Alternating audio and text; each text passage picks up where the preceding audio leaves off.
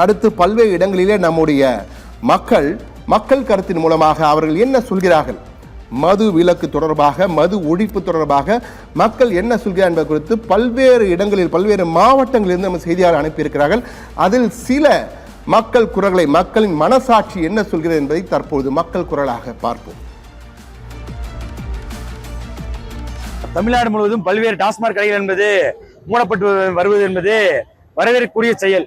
ஆனா அதே நேரத்தில் பாத்தீங்கன்னா பல்வேறு 11 to 11 சொல்லக்கூடிய தனியார் மதுபான கடைகள் இன்னும் மக்கள் கூடக்கூடிய இடங்கள்ல கோவை மாவட்டத்திலே பல்வேறு இடங்கள் இருக்குது.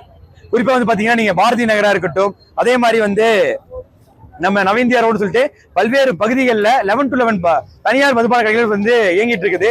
அந்த கடைகள் மீது இப்போதைக்கு அரசு எந்த ஒரு கவனம் செலுத்தாம இருக்கு. ஒண்ணு. ரெண்டாவது பாத்தீங்கன்னா மூடக்கூடிய கடையில பல்வேறு ஊழியர்கள் என்பது இருக்காங்க, அரசு ஊழியர்கள். அவங்க நிலைமை சம்பந்தமா அரசு இப்போதைக்கு எதுவுமே தெரிவிக்காம இருக்கிறது ஏற்றுக்கொள்ள முடியாது.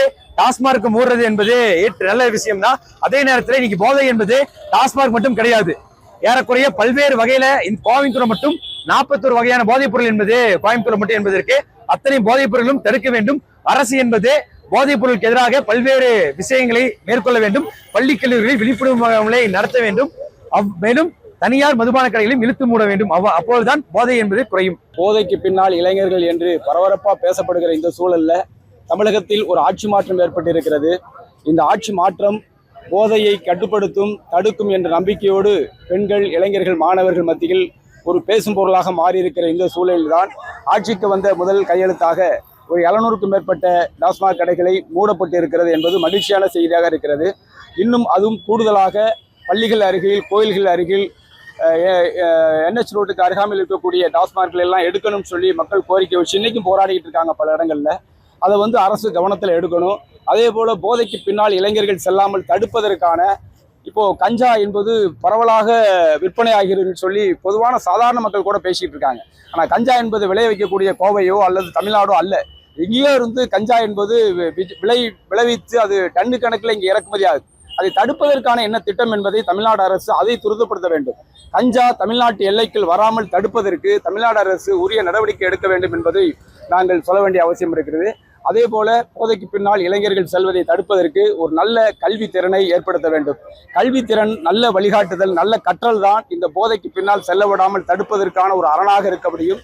எத்தனை காவல்துறைகள் தடுத்தாலும் போதையை தடுப்பதற்கு ஒரு நல்ல கல்வி திட்டம் என்பது தேவை. அந்த கல்வி திட்டத்தை தமிழ்நாடு அரசு கொடுக்கப்பட வேண்டும் என்றுதான் மாணவர் சங்கம், வாழ்வியர் சங்கம், மாணவர் சங்கங்கள், பெற்றோர் சங்கங்கள் இன்னைக்கு இந்த ஆர்ப்பாட்டத்தை வச்சிருக்கிறோம். ஆகவே தமிழ்நாடு அரசு இதில் கூடுதல் கவனம் எடுத்து போதையை தடுப்பதற்கும் ஒழிப்பதற்கும் நல்ல உரிய நடவடிக்கை எடுக்க வேண்டும் என்று கேட்டுக்கொள்கிறோம். தமிழக அரசு தாவேக தலைமையிலான தமிழக அரசு ஆட்சி பொறுப்புக்கு வந்தவுடன் தமிழகத்திலே பள்ளிகளுக்கும் கோயில்களுக்கும் நெருங்கிய இடத்திலே இருக்கக்கூடிய மதுபான கடைகள் 717 மதுபான கடைகளை உடனடியாக மூட உத்தரவிட்டது.